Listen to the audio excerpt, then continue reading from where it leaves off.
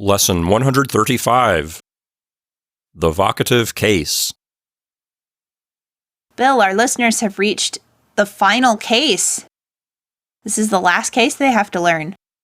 And the reason it's called the vocative case, well, the word vocative is related to a Latin word that means to call.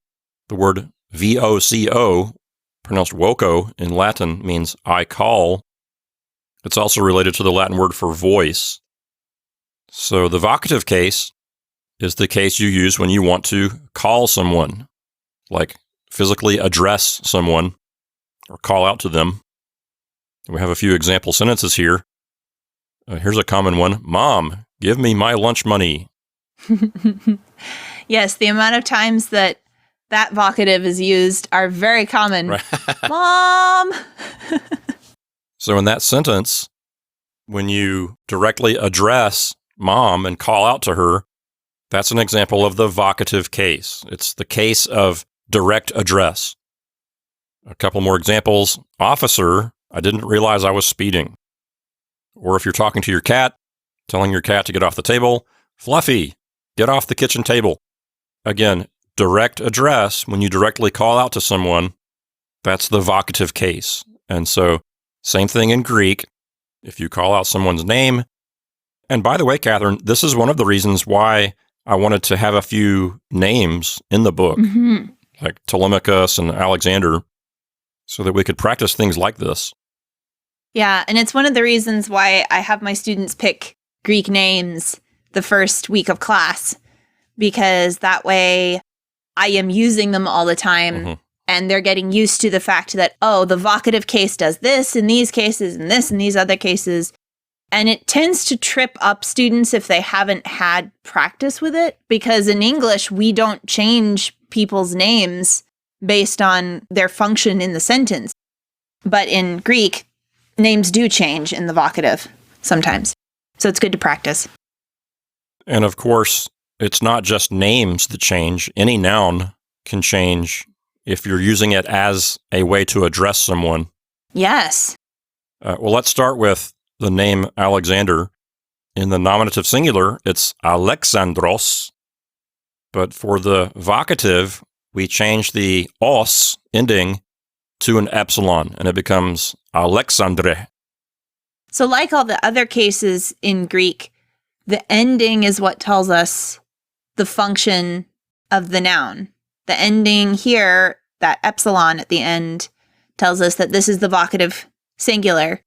This is indicating that someone is calling to Alexander, directly addressing him, rather than talking about him.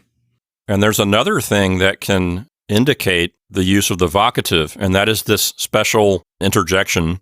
It's just the letter omega with a smooth breathing and a circumflex too. And so it just sounds like O.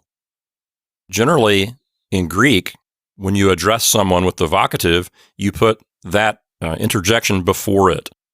So if you want to call out to Alexander, you see your friend Alexander walking down the street in ancient Greece, you might say to him, "Oh, Alexandre." And as we say here in the book, this interjection doesn't translate to anything. And also you'll see that in Latin too. You'll see this O before vocatives in Latin for those of you who are Latin students. Right. And one of the things that is important for English speakers to know about that O is that it's just a normal part of speech. It does not raise the register of the speech. So in English, we don't really use O with vocatives unless we're trying to be super formal or somewhat archaic. So you'll see it in older texts, but you won't see it as much now. So I don't say to my friend, "Oh, Faye, such and such and so-and-so." I say just, "Faye, such and such and so-and-so." It would sound stilted, actually, if I said, "Oh," and my friend's name. But in Greek, there is not that connotation of formality or stiffness to O. It's just part of it. Just like the definite article is part of sentences, and no one bats an eyelid.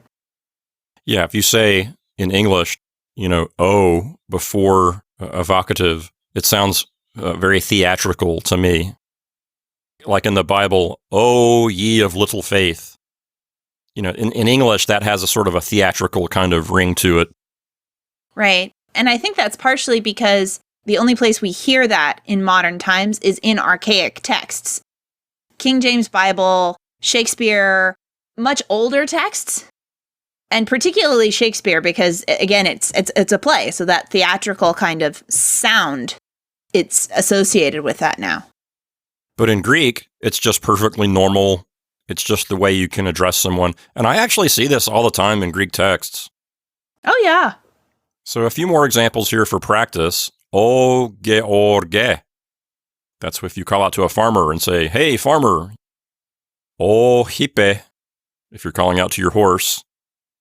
Not sure why you would try to talk to a horse, but you might if you're a farmer. O telemache. And as you mentioned, Bill, this list indicates that it is not just names that become vocative or that have the O.